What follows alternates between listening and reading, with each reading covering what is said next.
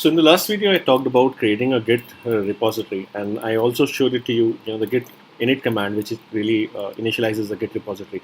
All it does is, it just kind of creates a Git folder where you are going to, keep your all the changes, and this is represents the repository.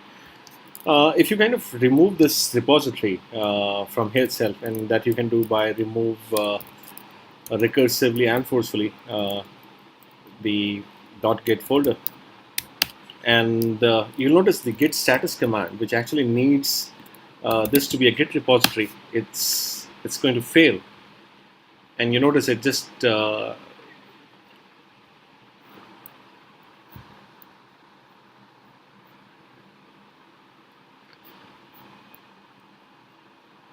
well, actually, this is inside another Git repository, and that's why the message.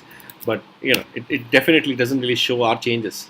So if I just issue the command here again, ls-al, you notice the Git repository is gone. So all the changes that we did and all the tracks of those changes, we've kind of lost them. So I'll just kind of freshly initialize this repository again, and you can just specify the Git initial repository, and now demo is again a Git repository. And if you just issue the ls-al command, you'll notice that it has the repository.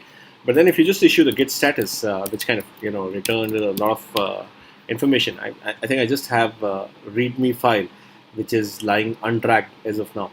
Now to commit it again, of course, the previous status is all lost, but I can just type in here git and add this, of course, and I could have just added readme here itself, or maybe we'll just state one more here itself. So I'll just type in here touch, let's consider test.js, maybe, right? I'll just go to code test.js and we'll just add console.log statement here. Just some information here in this file. And then if you just do this again, type in here git status, you'll notice that two files that are lying untracked, and then you can use the git commit and git add rather to add those changes. And what I'm trying to do right now is just use the add dot, which is kind of an expression which just tells it all the files in this particular folder. And if I just do git status again, you'll notice that this has been moved into the staging area. Now again, to move it into the repository, I'll just type in here git commit -m, and again the first commit maybe for this particular repository. Remember, this is a fresh new repository. So let's type in here first git commit, and I can just maybe look into the git status again, and it shows it's a clean working directory, and that there's nothing to commit over here.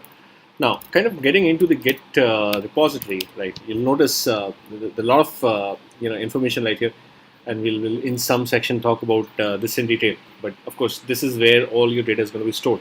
And if you just wanted to check on the commits that you've made so far, you can just check it using Git Log command. And I think Git Log just tells you that you made a commit, and this is kind of a long ID that you have over here, and the head is kind of pointing to the current branch, which is master. We'll talk about this in some more detail. And the author of this is, of course, me, which is punitprashast@gmail.com. The date when I made this commit, and the message along with this. So because there is only one commit over here, I can possibly make another change. So I'll just go back to the test.js. I'll just type in here one more console.log statement.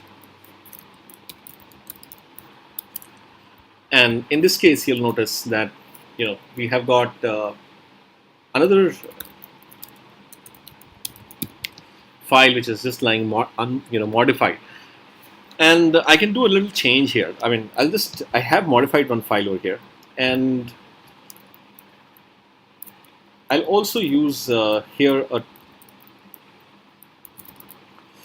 new file dot text maybe, right? And we'll just issue the git status command here again. So I'm just wanted to make you see that there are files that have been already tracked, which are already available in your Git repository. And for example, test.js is still being tracked but this particular file which has been newly added is lying untracked. So there are some commands that I can run that can only worked on uh, the, the the tracked files, and one of those commands is, so I'm just going to kind of remove this one, new file, just type in here rmrf new file.txt, and I can use a command which is kind of a combination of both. So I can add and modify, and I can add and commit at the same time, which is git commit.